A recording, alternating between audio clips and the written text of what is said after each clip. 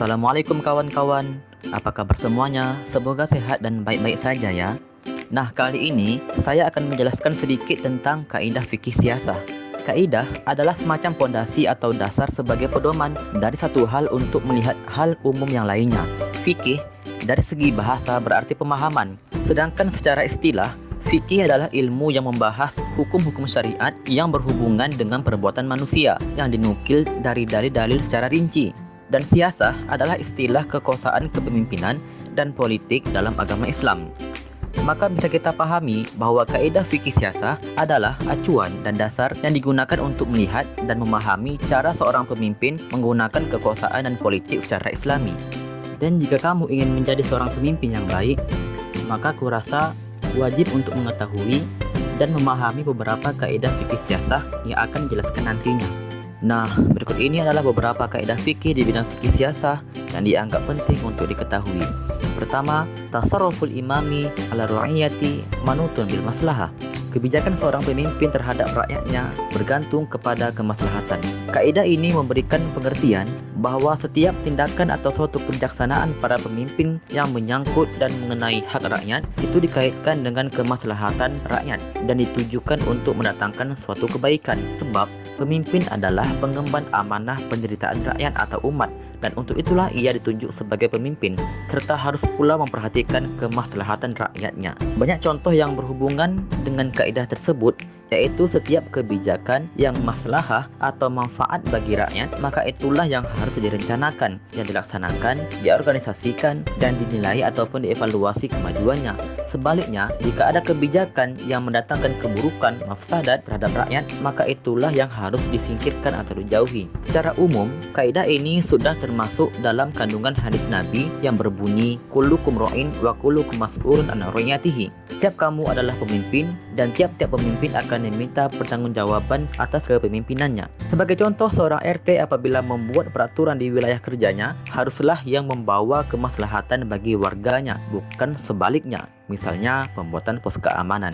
Oke, kita lanjut kaidah yang kedua. Al-khiyanatu la tatajazza'u. Khianah itu tidak dapat dibagi-bagi. Apabila seorang tidak melaksanakan atau khianat terhadap satu amanah yang dibebankan kepadanya, maka ia harus dipecat dari keseluruhan amanah yang dibebankan kepadanya. Contohnya, seorang pejabat memiliki banyak amanah yang dibebankan kepadanya.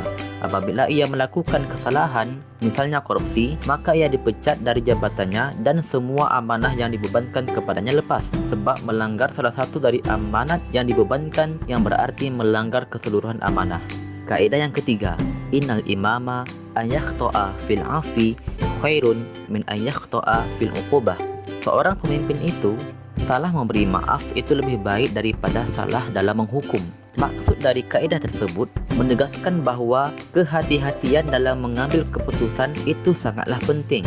Jangan sampai akibat dari keputusan pemimpin itu mengakibatkan kemudorotan kepada rakyat dan bawahannya. Apabila seorang pemimpin masih ragu karena belum ada bukti yang meyakinkan antara memberi maaf atau menjatuhkan hukuman, maka yang terbaik adalah memberi maaf. Tapi apabila sudah jelas dan meyakinkan bukti-buktinya, maka seorang pemimpin harus berani dan tegas mengambil keputusan. Contohnya, seorang hakim membebaskan seorang terdakwa yang belum ada bukti bahwa dia bersalah, daripada menjatuhkan hukuman dengan keraguan. Kaidah yang keempat, al-wilayatul khassatu aqwa minal wilayatil ammati. Kekuasaan yang khusus lebih kuat kedudukannya daripada kekuasaan yang umum. Dalam fikih siasah, ada pembagian kekuasaan sejak zaman kekhalifahan. Pembagian kekuasaan itu terus berkembang, maka muncul berbagai lembaga kekuasaan dalam suatu negara. Maksud kaidah di atas adalah bahwa kekuasaan lembaga-lembaga yang khusus itu lebih kuat kekuasaannya daripada lembaga umum. Contohnya, ketua RT lebih kuat kekuasaannya dalam wilayahnya daripada kepala desa. Wali kelas lebih kuat kekuasaannya dalam kelasnya daripada kepala sekolah, atau wali nasab lebih kuat kekuasaannya terhadap anaknya daripada wali hakim. Oke, kita masuk kaidah yang kelima. La yuqbalu fi daril islami al-'udhru bi jahlil ahkam. Tidak diterima di negeri muslim pernyataan tidak tahu hukum. Sudah barang tentu yang dimaksud tidak tahu hukum di sini adalah hukum yang bersifat umum. karena masyarakat semestinya mengetahui seperti hukum mentaati ulil amri adalah wajib, zakat itu telah wajib, dan lain sebagainya. Contohnya, tidak ada alasan bagi para pengendara sepeda motor tidak mempunyai SIM dengan alasan tidak mengetahui kewajiban memilikinya, karena kewajiban memiliki SIM adalah hal yang pasti diketahui secara umum. Kaidah yang keenam, al-aslu fil alaqati as-silmu. Hukum asal dalam hubungan antar negara adalah perdamaian. Ajaran Islam baik dalam hubungan antar manusia maupun antar negara adalah perdamaian. Perang hanya dilakukan untuk mempertahankan diri dari agresor. Perang bersifat temporer dan dilakukan ketika satu-satunya penyelesaiannya adalah perang. Perang itu dalam keadaan darurat, oleh karena itu harus memenuhi persyaratan darurat.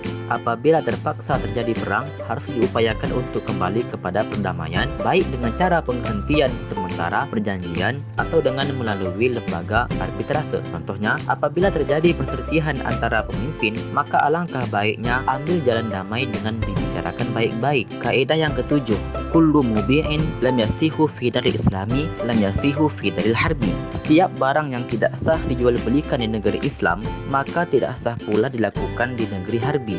Negeri harbi adalah negara yang sedang berperang dengan negara Islam. Kaidah ini dipegang oleh mazhab Maliki dan Syafi'i. Kaidah ini berkaitan dengan teori nasionalitas, artinya dimanapun berada, barang-barang haram tetap haram hukumnya. Contohnya, dimanapun seorang muslim berada, yang namanya berjualan babi haram hukumnya untuk diperjualbelikan.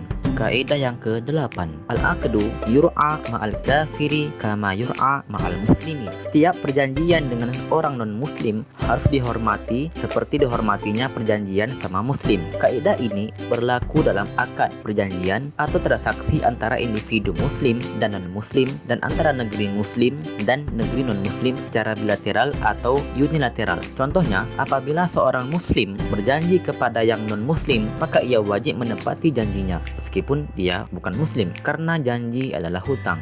Kaidah selanjutnya, al-jibayatu bil himayati.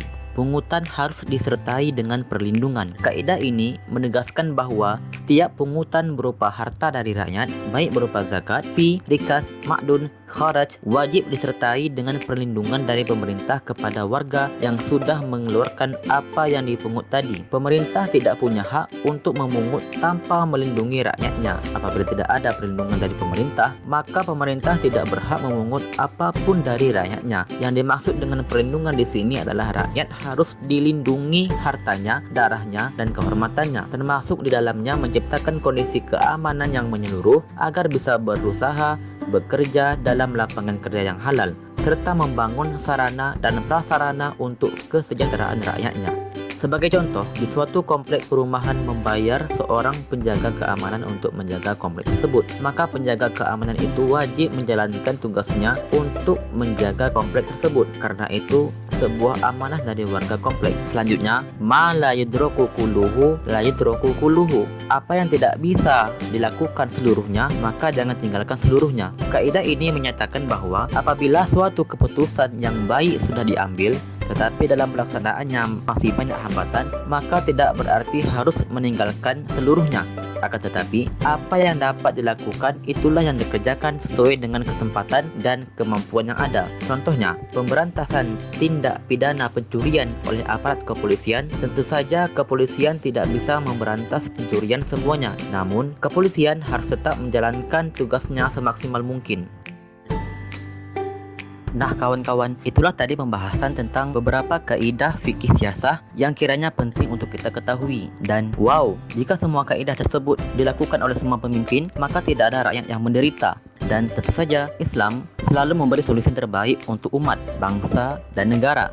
Hey, jika kamu mendapat pengetahuan baru hari ini, jangan lupa berbagi kepada teman-temanmu lewat media sosial lainnya. Sekian dari saya. Assalamualaikum warahmatullahi wabarakatuh.